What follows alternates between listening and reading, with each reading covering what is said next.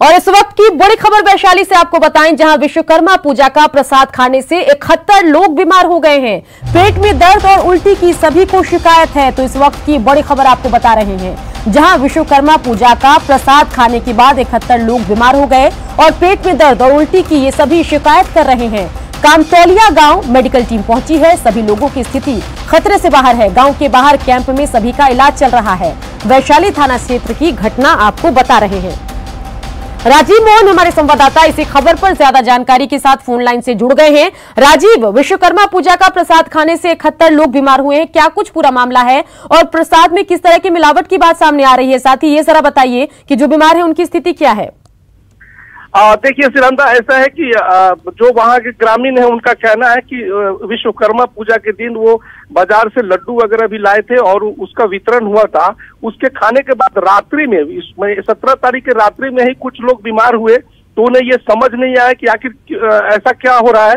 लेकिन देखते ही देखते आज तक तकरीबन वो गांव जो कमतौलिया और पहाड़पुर गांव है उसमें तकरीबन 71 लोग इसके चपेट में आए हैं और सबका इलाज कराया जा रहा है।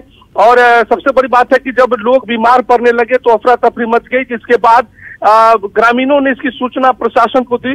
प्रशासन के द्वारा मेडिकल टीम वहां भेजी गई। सिविल सर्जन इंद्रदेव रंजन ने बताया कि 2 डॉक्टर और 4 पारामेडिकल के स्टाफ है जिनको वहां तैनात किया गया है और गांव में ही कैंप लगाकर उनका इलाज करवाया जा रहा है।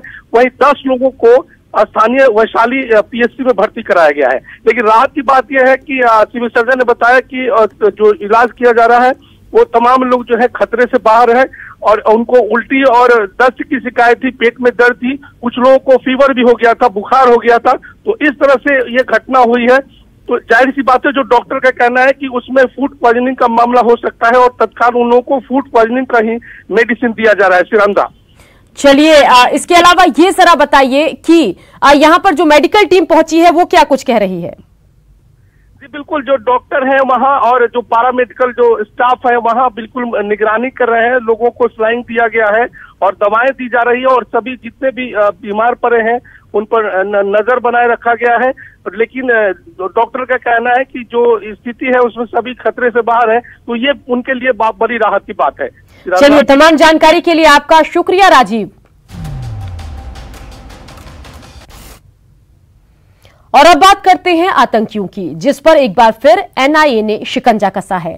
पश्चिम बंगाल के मुर्शिदाबाद और केरल के एर्नाकुलम से अलकायदा के 9 आतंकियों को गिरफ्तार किया गया है, जिसमें से ज्यादातर 20 साल के आसपास के हैं। आतंकवाद पर एनआईए की बड़ी चोट, पश्चिम बंगाल केरल से हुई गिरफ्तारी। अलकायदा के 9 आतंकी गिरफ्तार, आतंक पर बड़ा प्रहार।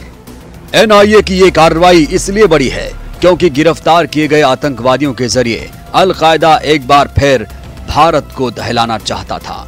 इसके लिए उसने कई युवाओं को गुमराह कर रखा था। आज हुई 9 गिरफ्तारी में से केरल के एर्नाकुलम से 3 युवा आतंकी दबोचे गए। ये हैं मुर्शीद हसन केरल, याकूब बिस्वास केरल, मोशरफ हुसैन केरल। वहीं पश्चिम बंगाल के मुर्शिदाबाद से जिन 6 युवा आतंकवादियों की गिरफ्तारी हुई वो हैं लियू एन अहमद पश्चिम बंगाल, अबू सुफियान पश्चिम बंगाल, नजमूस साकिब पश्चिम बंगाल, मैनुल मोंडल पश्चिम बंगाल, अल मामून कमाल पश्चिम बंगाल, अतीतुर रहमान पश्चिम बंगाल। एनआईए की ओर से की गई इस गिरफ्तारी में सबसे अहम बात है आतंकवादियों की उम्र। बता दें कि गिरफ्तार सभी लोगों की उम्र 20 साल के आसपास बताई जा रही है। सभी मजदूर हैं। आतंकी प्लॉट को लेकर इनपुट मिलने के बाद इन पर निगरानी रखी जा रही थी। अलकायदा रहा है भटका, एनआईए दे रहा जोर का झटका।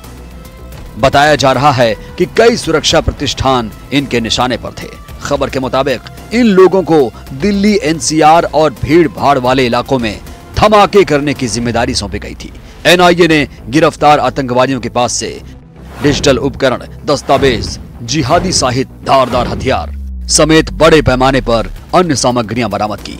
बता दें कि आतंकवाद पर संयुक्त राष्ट्र ने 2 महीने पहले एक रिपोर्ट जारी की थी। इसमें आगाह किया गया था कि केरल और कर्नाटक में बड़ी संख्या में आईएस आतंकी हो सकते हैं। अब गिरफ्तारी के बाद प्रारंभिक जांच में पता चला कि सोशल मीडिया के जरिए पाकिस्तान स्थित अल कायदा के आतंकवादियों ने इन्हें कट्टरपंथी बनाया। पाकिस्तान में बैठे आतंकवादियों ने इन्हें दिल्ली समेत कई महत्वपूर्ण स्थानों पर अटैक करने के लिए उकसाया था। Bureau report, news 18 network.